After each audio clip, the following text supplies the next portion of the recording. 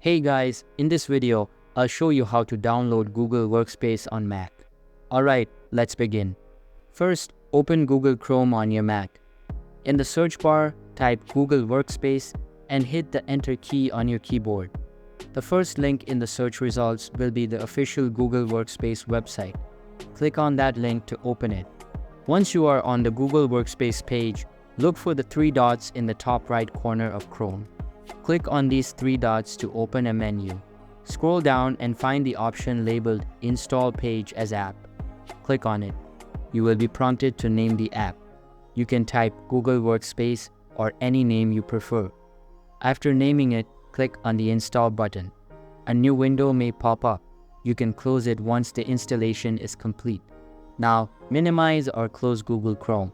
You should see Google Workspace on your desktop and in your Applications folder. To open it, simply double-click the Google Workspace icon on your desktop. If you want to start using it, you can sign up for a free trial or access your existing workspace.